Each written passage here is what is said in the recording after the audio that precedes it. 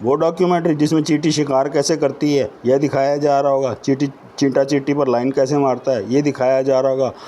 और अब तुझे चींटा चींटी की शादी और सुहागरात का इंतज़ार होगा। फिर तू चींटी को होती प्रसव पीड़ा देख कर दर्दाएगा, चीखें मारेगा।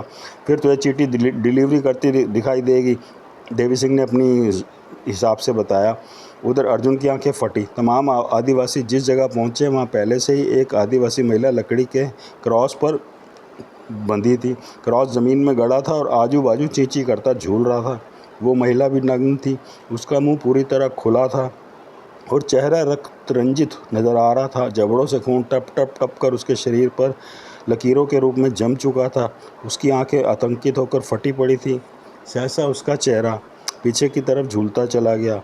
बाल पीछे की तरफ चारों दिशा में उड़ने लगे और गर्दन कंधों के पीछे लटक सी गई। कुल मिलाकर वो नर पिशाचिनी जैसी विभीत नज़र आ रही थी। तभी एक आदिवासी उस महिला युवती के पास पहुंचा।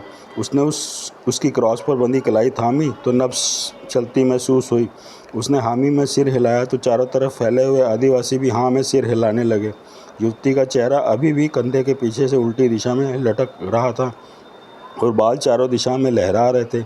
इधर फ़ोन पर अर्जुन देवी सिंह का खामखा का वार्तालाप जारी था और उधर जबकि देवी सिंह भी उधर टीवी ऑन कर चुका था, देख रहा था वो भी ये सब कुछ लाइव।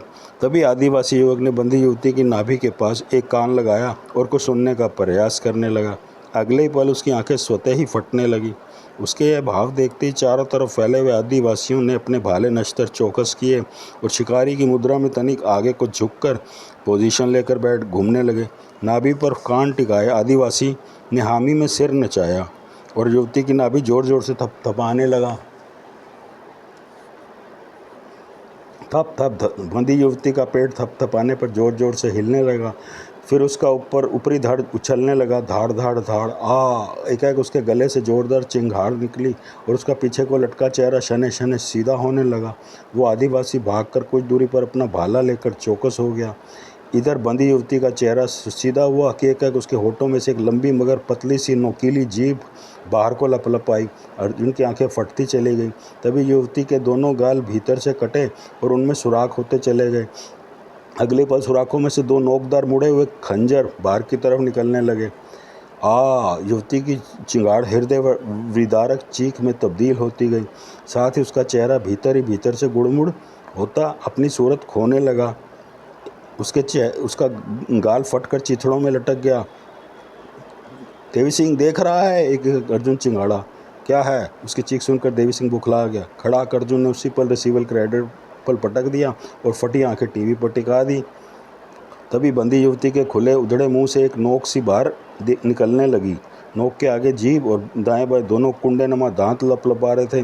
जीभ आगे पीछे सरकती जा रही थी जबकि कुंडे नुमा दांत सरक कर दाएं बाएं फैल सुगड़ रहे थे। किश किश। तभी युवती की परवाह किए बिना कई तीर उस जीभ की तरफ बढ़ते चले गए। एकाएक वो जीभ और नोक वापस युवती के मुंह में घुसती चली गई और युवती के बदन के भीतर गुड़मुड़ होती हलचल सुनाई देने लगी, मानो उसके भीतर कोई जीव भाग रहा हो। इधर तीरों की खेप उस मासूम युवती के मुंह में घुसी और वो बेचारी बिना चीखे ही इस दुनिया से विदा हो गई। सभी आदिवासियों की निगाहें अमर चुकी युवती की टांगों के जोड़ पर थी। उसकी टांगें चौड़ी करके उसे बांध कर रखा गया था। तभी कोई शिकारी आदिवासी चिल्लाया, शिकार के लिए तैयार हो।